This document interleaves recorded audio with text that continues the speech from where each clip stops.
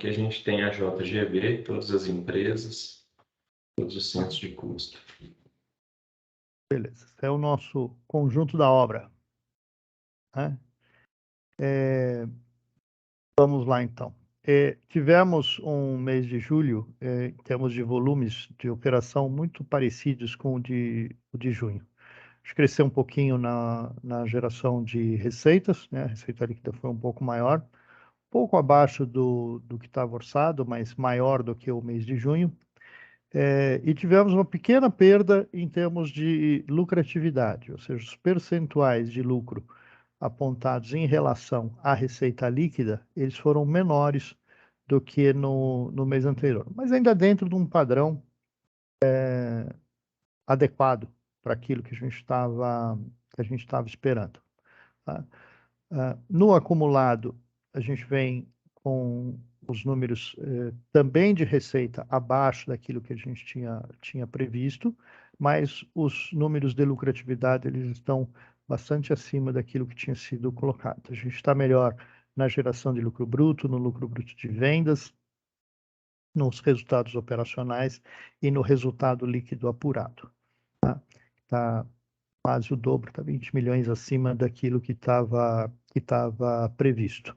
O ano foi um pouco mais generoso no aspecto da margem, né? A aceitação da margem, do preço, foi um pouco melhor do que aquilo que a gente previa. A gente estava imaginando um ano um pouco mais espremido, um pouco mais de oferta do que o que realmente aconteceu, o que é uma boa surpresa, né?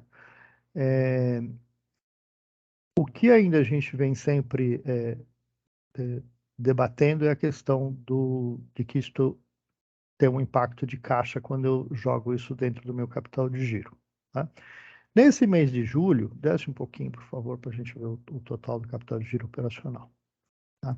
O capital de giro operacional apurado, no final, na média, ele está muito parecido com aquilo que a gente teve no mês de junho, tá? Ele caiu um pouquinho, ele caiu de 118 milhões para 117 milhões.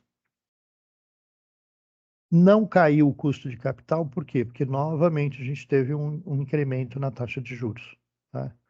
A taxa de juros passou de 1,45 para 1,55. Então, isso era um processo que a gente já tinha colocado para os senhores lá no começo do ano, tá? De que essa taxa de juros ela tinha uma tendência de crescimento. A gente começou, acho que 1,28, né, Henrique? 1,27. Tá? Pode parecer pouquinho quando a gente fala de 1,27 para 1,55, praticamente 0,3, né? Um pouco menos de 0,3 aí de incremento, mas a gente tem que lembrar que 0,3 é 25% do 1,28 que a gente começou, né? Ou seja, a gente está gastando com custo de capital, com pagamento de juros, 25% a mais do que a gente gastava no começo do ano. Então, isso evidentemente é uma pressão bastante grande sobre todos os aspectos. Com isso, a gente, olhando para o resultado, a taxa de retorno, ela caiu um pouquinho por conta disso, né? O resultado foi um pouquinho menor na geração, resultado líquido apurado, né? E o custo de capital foi um pouquinho maior, não porque eu tenha tido um aumento de capital de giro, mas sim porque eu tive um aumento do custo de capital, tá? Por isso essa redução. Uma redução muito significativa, mas acaba sendo um impacto grande sobre o negócio. De qualquer maneira, a gente ainda teve aí algo muito perto de 5 pontos percentuais de retorno no mês, o que não é de todo ruim. Desce um pouquinho, Henrique. Quando a gente olha para a geração de caixa, a gente, lembrando que a gente fala sempre na variação do caixa como o resultado da minha variação de capital de giro e a minha variação de resultado. Só que aí eu não trabalho mais com média, eu tenho que trabalhar com o final, tenho que trabalhar com ponta a ponta para entender o que aconteceu. Nós tivemos aqui uma variação de caixa positiva, acho que pela primeira vez no ano, Tá?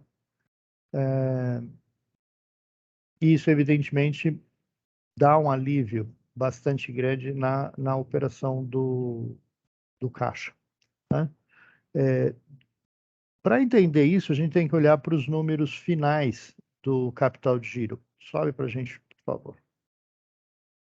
Então, o meu estoque final é praticamente o mesmo. Ele começou e terminou quase estável, uma pequena redução, né? Não chega a 1 milhão.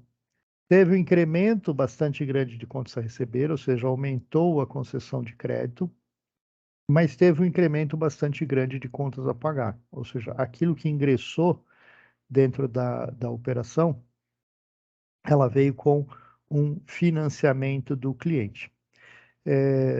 Adiantamento de clientes praticamente o mesmo número.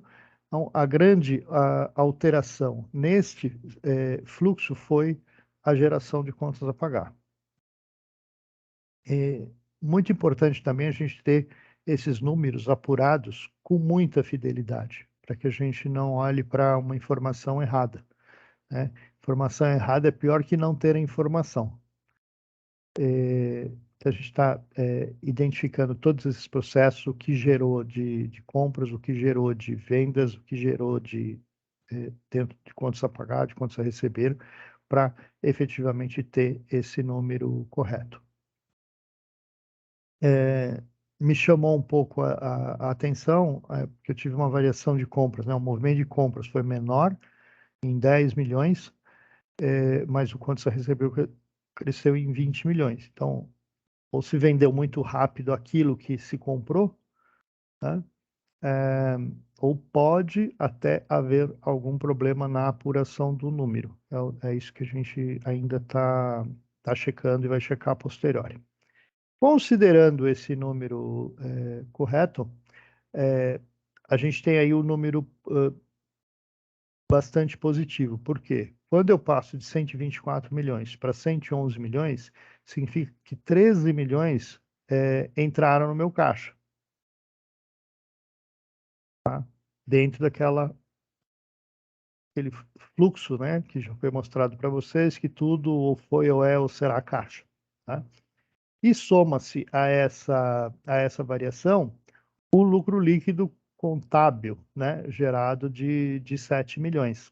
Então, isso dá uma variação no caixa de 18 milhões, o que é um alívio bastante grande. A gente continua com um déficit no acumulado de 22 milhões, ou seja, a gente continua tendo, como eu falei, é muito difícil você ter uma operação absolutamente equilibrada em termos de variação de caixa. No longo prazo ela fecha a conta, mas no mês a mês é bastante difícil, mas esse número tem que ficar um pouco menor, um pouco mais próximo de zero. Né? Quanto menor esse valor negativo, melhor a gestão financeira do negócio. E gestão financeira não é administrar empréstimo, a gestão financeira é administrar a operação. É efetivamente eu ter um conjunto de operações de compra, venda, administração e gestão de estoque adequadas para a minha capacidade de investimento. Né? Já falei isso para vocês antes e vou repetir. Uma empresa não quebra porque tem prejuízo. Uma empresa quebra porque não tem caixa. É a insolvência, é esse o termo que se fala, né? Ou seja, a incapacidade de pagar os seus compromissos é que leva uma empresa a quebrar, independente de ter resultado.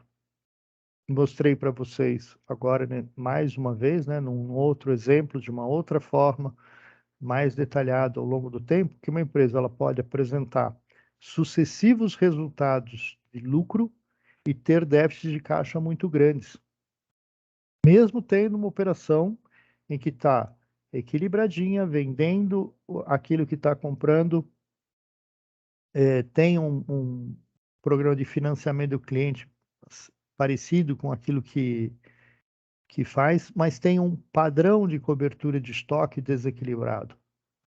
Tá?